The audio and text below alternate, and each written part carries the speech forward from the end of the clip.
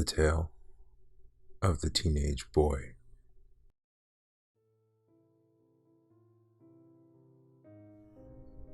There was a teenage boy named Lorcan who said he wanted to be a vampire. Everyone thought he was just looking for attention. He didn't have any friends, and all of the kids in school were afraid of him. He was odd looking, and his head seemed too large for his body. He was unnaturally thin, and his eyes were sunken and had dark circles around them. His cheeks were hollow, and his skin was a deathly shade of pale. He dressed in black from head to toe. He wore a long black trench coat that resembled a cape. When the other kids were playing sports, Lorcan would be sitting in the corner of the schoolyard, engrossed in one of his books. He collected books about vampires, devil worship, and satanic rituals. He read each one over and over, feverishly underlining passages and taking notes. There were always strange rumors about him floating around the neighborhood. Some younger children claimed they had seen him murder a dog and drink its blood. Others said he would kidnap cats in the neighborhood and bring them home so that he could perform weird experiments on them. His parents were worried sick about him. His odd behavior unnerved them, and they didn't know what to do with him. They brought him to doctors and psychiatrists, but none of it did any good. One night, his mother found some of his books. When she realized they were about Satanism, she was worried and threw them in the garbage.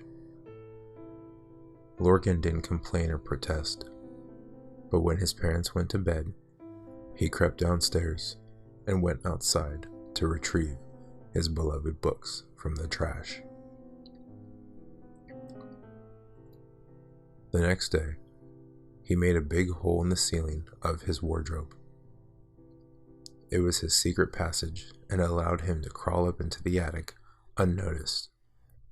He kept all his books there, safe from prying eyes. The attic became his secret place. He even constructed a makeshift altar and decorated it with satanic symbols, upside-down crosses, and crude drawings of the devil.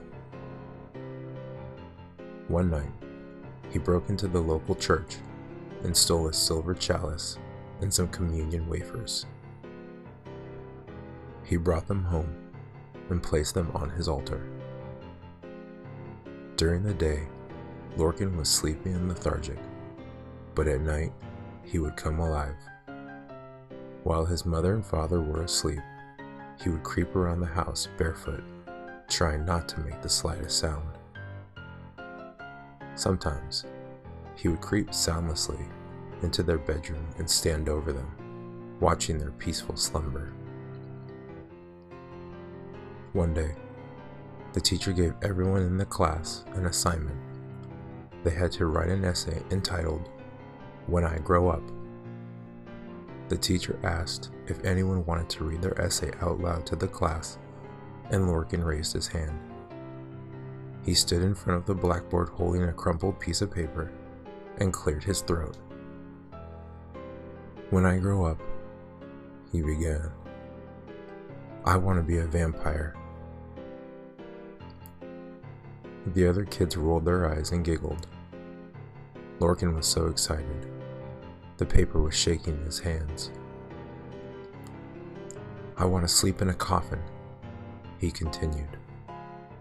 "I want to surround myself with death. I want to dedicate myself to evil and get revenge on all my enemies. I will surrender my soul to Satan and accept him as my Lord and Savior." "That's enough, Lorcan," the teacher interrupted him. Lorcan ignored her, and his voice grew louder. None of his classmates were giggling now. I want to drink the blood of little boys and girls and feel it coursing through my veins. I want to sink my teeth into the softest flesh of my victims and feel their hot blood trickling down my throat.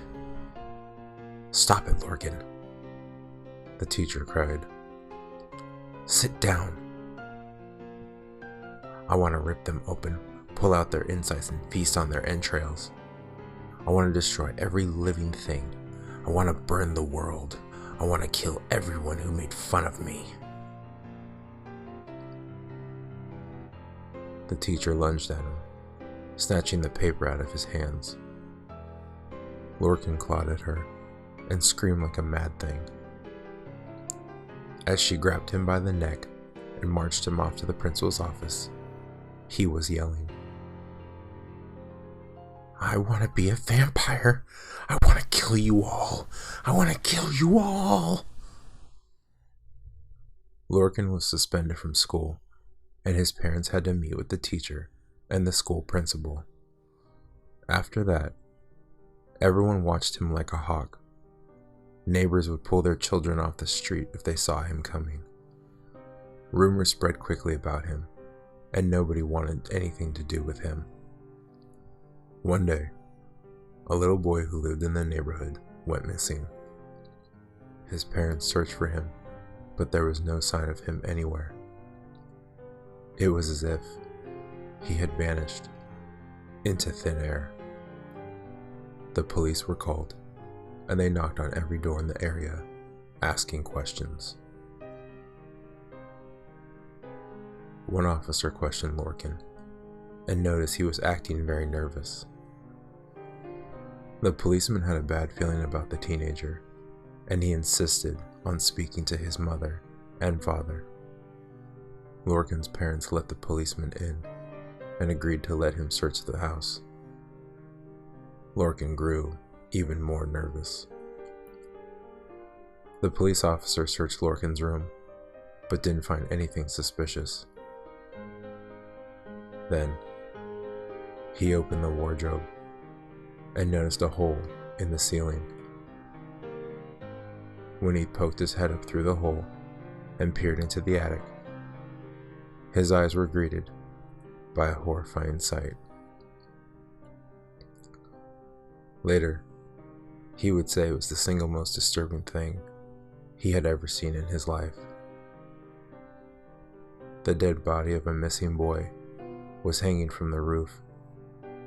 His arms and legs were tied to the rafters of the attic in the shape of a crucifix.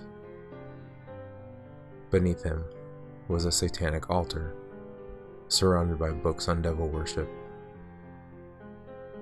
On the altar was a silver chalice filled with blood. The policeman scrambled downstairs and raised the alarm. He shouted for his colleagues, and when he told them what he had seen, they began a desperate search for Lorcan, but the teenager was nowhere to be found. His parents had no idea where he was. Policemen on the streets swore they hadn't seen anyone leave the house. Nobody could find any trace of the teenage boy. The police were baffled. They were sure there was no way the boy could have escaped without being noticed. It was a complete mystery. Later on, one of the officers did recall witnessing something strange. He said that just after all the commotion had started, he thought he saw something fly out of one of the upstairs windows. It flapped its wings and disappeared into the night. He thought his eyes were playing tricks on him, but he could have sworn it was a large, black bat.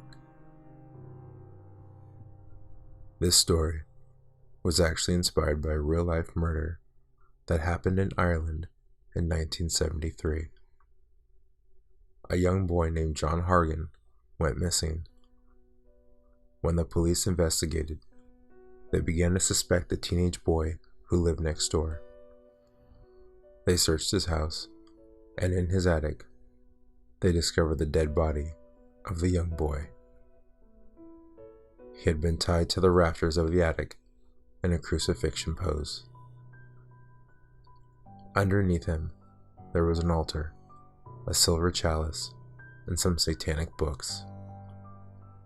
Of course, in real life, the teenage boy didn't turn into a vampire bat and escape.